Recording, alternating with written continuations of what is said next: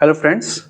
Today I am going to have a brief discussion on a very important concept that is GDP. It stands for Gross Domestic Product, जिसे हिंदी में कहते हैं सकल घरेलू उत्पाद. इसका सिंपल डेफिनेशन ये है कि एक कंट्री में के अंदर एक टाइम पीरियड मान लेते हैं एक फाइनेंशियल ईयर के अंदर जितनी भी गुड एंड सर्विसेज चीज वस्तु जितनी सर्विसेज प्रोड्यूस हुई है उनका मार्केट वैल्यू या मार्केट प्राइस को हम जीडीपी बोलते हैं. चलिए इसको ब्रेक डाउन करते हैं. जीडीपी इसमें तीन टर्म है. पहला है कि market value,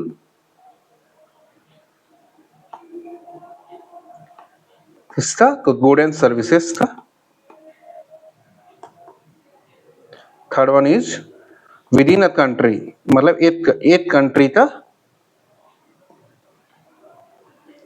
and fourth one is for a time period, specific time period.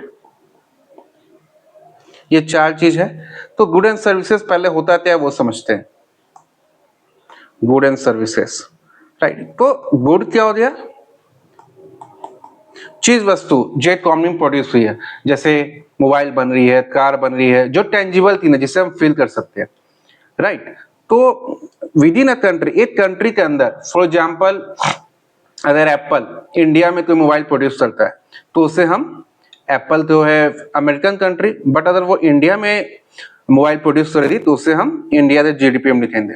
Same अगर तो इंडियन कंपनी अमेरिका में कोई गुड या कोई चीज वस्तु प्रोड्यूस करती है तो उसे हम अमेरिका के जीडीपी में लिखेंगे, not in India GDP.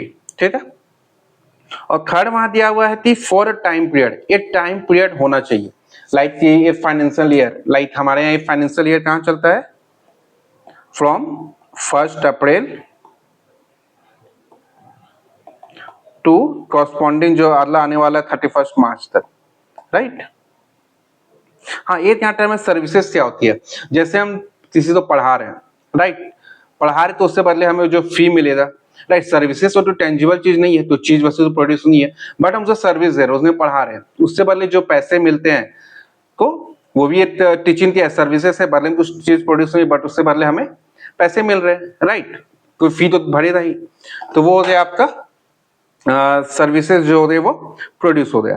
And यहाँ पे टर्म आती है कि मान लीजिए तो अमेरिकन आदमी है, वो इंडिया में जॉब कर रहा है, तो जॉब कर रहा है तो सर्विस दे रहा है, तो उससे बदले उसे कुछ सैलरी मिली होती. अगर वो सैलरी अमेरिका में रह रहे अपने फैमिली को भेजेगा तो उसे क्या हम इंडिया के जीडीपी में लिखेंगे या फिर अमेरिका जीडीपी में लिखेंगे? उसे हम इंडिया के जीडीपी में लिखेंगे, क्योंकि वो चीज, वो सर्विसेज यहाँ प्रोड्यूस हो रही है.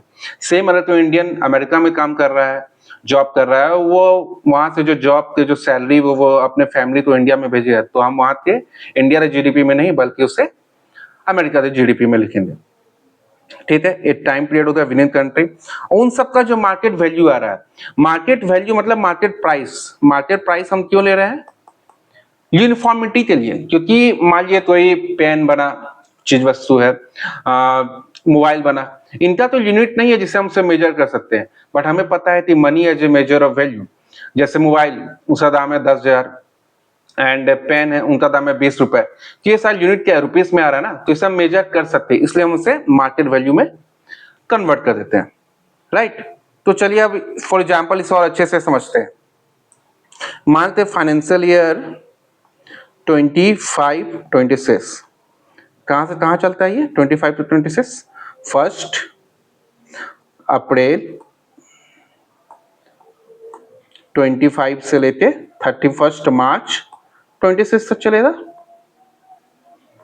मान लीजिए इस दौरान इंडिया में एक एग्जाम्पल लेते हैं, हाइपोथेटिकल एग्जाम्पल, कि इंडिया मान लीजिए 4 पेन प्रोड्यूस हुआ. 1 पेन की प्राइस जो है वो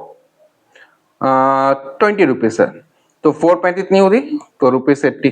मान लेते इंडिया का जीडीपी जो है ये फाइनेंशियल ईयर 25-26 में 80 रुपीज है. अब हमें इसे कंपेयर करना लास्ट ईयर के फाइनेंशियल ईयर से, दैट इज फाइनेंशियल ईयर 24-25. 24-25 से उसको कंपेयर करते हैं. ठीक है. उस ईयर मान लेते हैं कि 2 पेन प्रोड्यूस हुआ, बट 1 पेन का प्राइस जो था वो ₹50 था. तो लास्ट ईयर जीडीपी इतना हो गया, दैट इज ₹100. तो ₹100 हो गया। तो हमें पता चला जीडीपी ग्रोथ हुआ या जीडीपी ग्रोथ हुआ या नहीं हुआ है।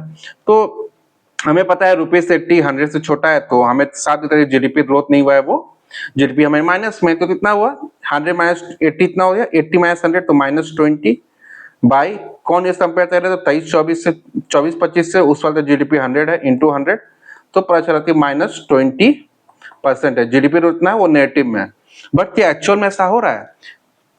यहाँ क्या है, 25-26 में 4 पेन प्रोड्यूस हुए, ऑन द अदर हैंड 24-25 में 2 ही पेन प्रोड्यूस हुए। तो इस समय किसी बेस ईयर से कंपेयर करना हो, क्योंकि हमें ये पता नहीं चल रहा है, हमें साफ दिख रहा है भाई यहाँ तो 4 पेन प्रोड्यूस हुए, यहाँ तो 2 पेन ही हुए। तो मानते हैं तो बेस ईयर लेते हैं 2011, उस वक्त एक पेन की प्राइस थी ₹10। अब देखिए 25-26 का कितना आता है जीडीपी, तो 4 पेन है, 4 into 10 ₹40। On the other hand 24-25 कितना आता है, 2 पेन है, 2 into 10 ₹20। अब जीडीपी आपको चल रहा है 24-25 का, ये हो गया आपका 25-26, ये हो गया 24-25। अब आप तो यहाँ से लगे जाती जीडीपी जो है 24-25 से कंपेयर 25-26 में जीडीपी ग्रोथ हुआ है, इंक्रीज हुआ है। तो 40 माइनस 20 इतना 20 बाई 20 इंटू 100, तो 20% हमारा जीडीपी प्लस 20% हमारा जीडीपी ग्रोथ है, तो जीडीपी प्लस में। बट इसमें क्या हुआ है कि हम जब मॉनेटरी वैल्यू मार्केट प्राइस से देख रहे तो हमें लग रहा था जीडीपी माइनस में, बट एक्चुअली माइनस में है नहीं। क्यों?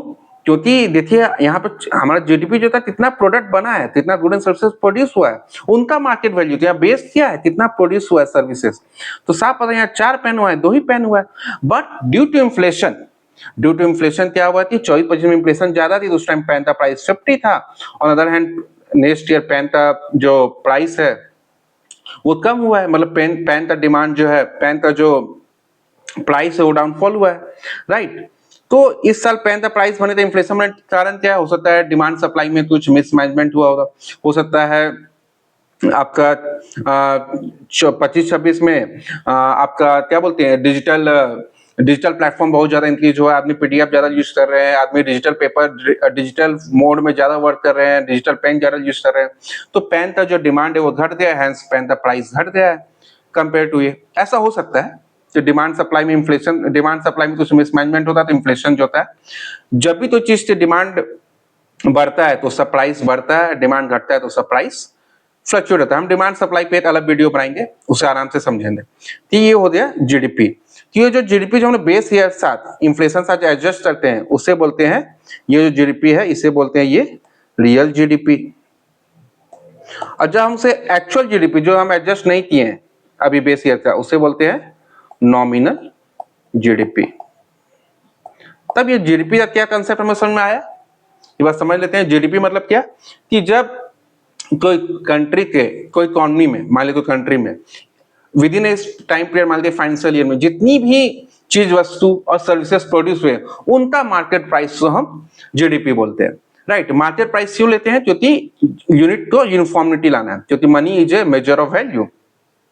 बट मनी का है वो इन्फ्लेशन डिमांड एंड सप्लाई साथ वो लिंक है, डिमांड होता है तो मनी का चीज वस्तु दाम बढ़ती है, चीज वस्तु दाम घटती है, राइट। तो इसे हमें बेस ईयर मानना होगा, जहां पे जो प्राइस है वो इन्फ्लेशन से हट के यूनिफॉर्म प्राइस आ जाए, तब हम दोनों ईयर की इकोनॉमी कंपेयर करते हैं और तब पता लगे जीडीपी माइनस में या प्लस है, जीडीपी ग्रोथ हुआ है या जीडीपी जो है वो ग्रोथ नहीं कर रहा है, राइट। तो ये आपका जीडीपी का टर्म है। जीडीपी ग्रोथ नहीं करता है तो ये जीडीपी बहुत ही इंपॉर्टेंट इंडिकेटर है इकोनॉमी अगर हेल्दी है या नहीं, वो हमें बताता है। जीडीपी से मतलब अगर जीडीपी पॉजिटिव है तो वो पॉजिटिव ग्रोथ रेट है, अगर नेगेटिव है लगातार 2 क्वार्टर में नेगेटिव जीडीपी आ रहा है तो वो रिसेशन का साइन है, रिसेशन हो सकता है। ऐसे बहुत सारे टर्म है जो कि हम लोग बाद में उसको डिस्कस करेंगे। तो ये जीडीपी का कंसेप्ट है, काफी मतलब इम्पोर्टेंट है फॉर एक देश की इकोनॉमी को समझने के लिए हमें जीडीपी समझना बहुत जरूरी है। एंड एक प्रूडेंट मैन को भी जानना चाहिए जीडीपी के बारे में, तभी हम इकोनॉमी के बारे में देश में क्या चल रहा है उसके बारे में एक रैशनल कंक्लूजन आ सकता है, राइट। तो ये जीडीपी था, ये सब कंसेप्ट खत्म हो रहा है। जाने से पहले, ये वीडियो कंक्लूड करने से पहले इंग्लिश का कुछ सिनोनिम देख लेते हैं। एक वर्ड है एडुलेशन। इसका हिंदी मतलब होता है चापलूसी।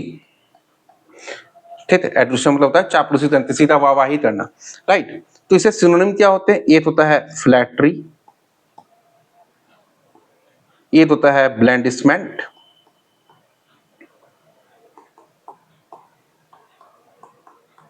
इससे अलावा इसका हो जाता है साइकोफेंसी, मतलब किसी चापलूसी में इतना साइको होते हैं, राइट। एक होता है बूट लीकिंग, एक होता है ऑब्स्ट्यूसनेस,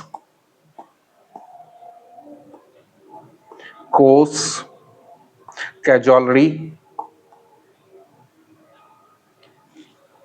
लिप सर्विस। तो ये सारा टर्म है एडुलेशन का, एक वर्ड हम समझे, एग्जाम में बहुत सारे आते हैं और हमें जानना भी चाहिए इन चीजों के सिनोनिम्स। ओके,